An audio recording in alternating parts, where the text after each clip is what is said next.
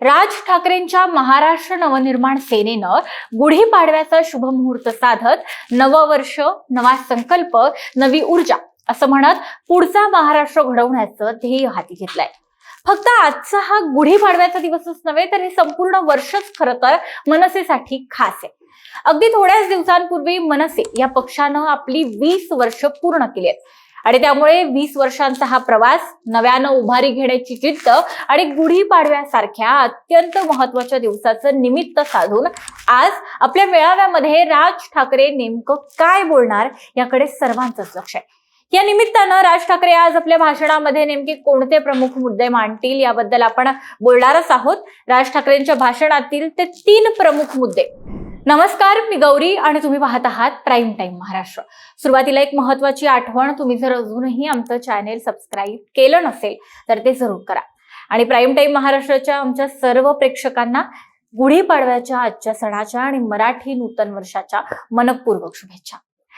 राज ठाकरेंच्या मनसेचा गुढीपाडवा मेळावा म्हणजे पुढच्या वर्षासाठी मनसैनिकांना दिशा दाखवण्याचा एक प्रयत्न असतो. पक्षाची भूमिका काय असेल, पक्ष कुठल्या मुद्द्यांवर वर्षभर पुढचं काम करेल, त्यासाठीची वाटचाल कशी असेल, हे राज ठाकरे आपल्या मनसैनिकांना आज सांगतात.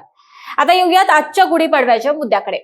गेल्या काही दिवसांमध्ये मनसे आपल्या या मेळाव्यासाठीचे अनेक प्रोमोज रिलीज करतंय आणि त्यातून यंदा मनसे किंवा राज ठाकरेंचा रोख नेमका कसा असू शकेल याचा अंदाज आपण लावू शकतो.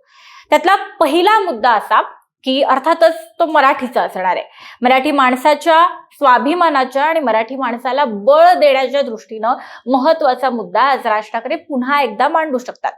यंदाच्या मुंबई मनपा निवडणुकांचा जर आपण विचार केला आणि त्यापूर्वीच्या सगळ्या कालावधीचा आणि परिस्थितीचा आपण विचार केला तर हिंदीच्या सक्तीमुळे पुन्हा पेटलेल्या मराठीचा मुद्दा, त्यामुळे तब्बल 20 वर्षांनंतर एकत्र आलेले ठाकरे बंधू आणि मुंबई मनपाची लक्षवेधी निवडणूक, हे सगळं आपल्याला आठवतं. ठाकरे बंधू एकत्र येऊनही मुंबई मनपामध्ये ठाकरेंची सत्ता येऊ न शकल्याचं शल्य हे दोन्ही ठाकरेंच्या मनामध्ये आहेच. पण भाजप सत्तेत आल्यानं परप्रांतीयांना मुंबईमध्ये एक हक्काचा आधार मिळालाय. आता याचं वावडं कुणालाही नाहीये, पण यामुळे मराठी माणसांवरचाच अन्याय वाढला तर हा मुद्दा पुन्हा ज्वलंत होऊ शकतो. अशा वेळी मनसेसारख्या पक्षानं इथं अधिक बळकट आणि अधिक खंबीर होणं हे महत्वाचं आहे. ठाकरेंची सत्ता आली नाही म्हणून मराठी माणूस वाऱ्यावर पडला नाही. आमचा पक्ष सदैव मराठी माणसाच्या पाठीशी राहील हा विश्वास मराठी माणसाच्या मनामध्ये निर्माण करण्यासाठी राज ठाकरे आज आपल्या मनसैनिकांना काही मार्गदर्शन करण्याची निश्चित शक्यता आहे. आता दुसरा मुद्दा तो आहे सध्याच्या अत्यंत बिघडत चाललेल्या राजकारणाचा. पक्षाची नेत्यांची फोडाफोडी, निवडणुकांपूर्वीचा घोडेबाजार, मतदान प्रक्रियेतील घोळ, स्वार्थासाठीची पक्षांतरं, घसरलेली नीतिमत्ता, या सगळ्यावर आतापर्यंत बऱ्याचदा राज ठाकरेंनी तीव्र नाराजी व्यक्त केलेलीच आहे. राज्यात निवडणुकांपूर्वी एकमेकांच्या विरोधामध्ये उभे ठाकलेले पक्ष जेव्हा सत्तेसाठी एकत्र मांडीला मांडी लावून स्थानिक पातळीवर का होईना पण एकत्र येतात, जेव्हा राज्याच्या एका बड्या नेत्याच्या आकस्मिक निधनावर संशय व्यक्त होत असताना सुद्धा सरकार याकडे सोयीस्कर दुर्लक्ष करतं, शिवाय अनेक विविध मुद्द्यांवर सरकार मनमानी पद्धतीनं काही धोरणं राबवतं आणि विरोधक नाहीच अशा पद्धतीचा कारभार करतं, तेव्हा त्याबद्दल राज ठाकरे नक्कीच काही ना काही आज भाष्य करू शकतात.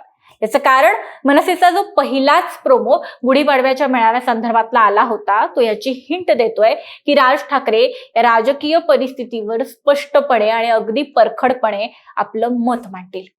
आणि त्यानंतरचा तिसरा मुद्दा आहे युवा पिढीला पुढे आणण्याचा, नव्या पिढीचा, नव्या युगाचा महाराष्ट्र घडवण्याचा.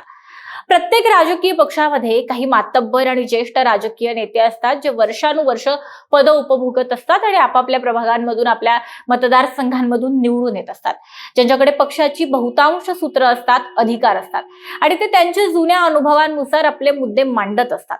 मात्र काळानुरूप बदलायला हवंच आहे आणि जो पक्ष असा काळासोबत बदलत नाही त्याला मग उतरती कळा लागते.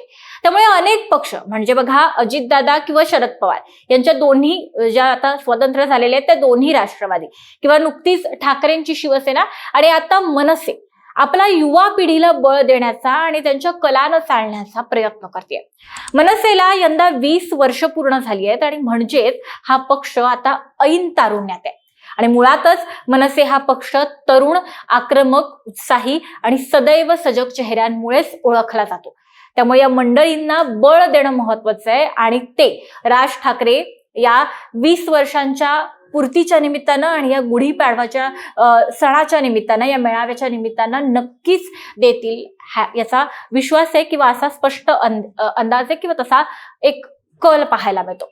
बघा, ठाकरेंवर सातत्यानं पार्ट टाइम राजकारणी अशी टीका होते. विशेषतः राज ठाकरेंना तर यामुळे प्रचंड टार्गेट केलं जातं. राज यांच्या सभांचं मतांमध्ये परिवर्तन होत नसल्याची टीकाही होते. पण जेव्हा सर्वसामान्यांमध्ये, मराठी माणसांमध्ये जेव्हा कुणी अडचणीत सापडतो तेव्हा त्याला मनसेच पहिली आठवते. हे अनेक प्रसंगांमधून आपण सिद्ध करू शकतो.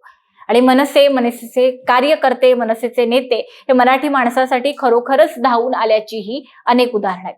मतांच्या गणितात वरचढ न ठरलेला मनसे हा पक्ष संकट काळामध्ये जनतेला आठवणारा एक पहिला प्रमुख पक्ष आहे असं म्हणायला काहीच हरकत नाही. आणि या पक्षासाठी सुद्धा ही अभिमानास्पदच गोष्ट आहे. पण अर्थातच यावर समाधान मानून चालणार नाही. पक्षाला आता नवी ध्येय धोरणं, नवी जिद्द, नवे संकल्प करावेच लागतील. हीच नवसंजीवनी आज राज ठाकरे यांच्या मार्फत, त्यांच्या मेळाव्याच्या मार्फत दिली जाईल. गेल्या काही काळामध्ये 20 वर्षांच्या पूर्तीच्या निमित्तानं पक्षाची सदस्य नोंदणी, स्थानिक पातळीवर ऍक्टिव्ह होण्याचे आदेश, काही प्रमाणामध्ये कठोर होण्याचा प्रयत्न हा राज ठाकरेंनी केलेला दिसून येतो. राज ठाकरेंनी काही कडक आदेश हे आपल्या पदाधिकारी आणि कार्यकर्त्यांमध्ये गेल्या काही काळामध्ये, काही बैठकांमध्ये दिलेले दिसून येतात. यातूनच एका नव्या प्रयत्नाची किंवा नव्या गोष्टीची चाहूल लागते. येत्या काळामध्ये मनसे आपलं रूप कदाचित बदलू शकते. या 20 वर्षांच्या काळानंतर, अनेक अनुभवांनंतर, अनेक गोष्टी, भूमिका पाहिल्यानंतर आता काही बदल हे मनसे निश्चित घडवून आणू शकते आणि त्यासाठीची दिशा ही आजच्या या मेळाव्यातून मिळू शकते. मी 3 सांगितलेल्या मुद्द्यांव्यतिरिक्त अर्थातच अनेक विषय महाराष्ट्रात आहेत. अनेक विषय हे मनसेशी संबंधित आहेत की ज्यावर आज राज ठाकरे बोलतील. त्यामुळे राज ठाकरे आज नेमका कोणता मुद्दा घेणार याकडे आपलं सगळ्यांचं लक्ष राहणार आहे. राज ठाकरेंच्या सभेची वेळ आहे संध्याकाळी 5 वाजता. ठिकाण आहे शिवतीर्थ. या सभेचं लाईव्ह आपल्या पेजवर होईलच आणि ते तुम्ही नक्की पहा. आणि या सभेनंतर निश्चितच याबाबतचं विश्लेषण सुद्धा आम्ही तुमच्यापर्यंत पोहोचवू. त्यामुळे सगळे व्हिडिओज आजचे पाहायला विसरू नका. शिवाय तुमची मतं, तुमच्या प्रतिक्रिया, अंदाज आणि भावना आमच्या कमेंट बॉक्समध्ये नक्की सांगा. व्हिडिओ महत्त्वाचा वाटला तर लाईक, शेअर आणि कॉमेंट करायला विसरू नका.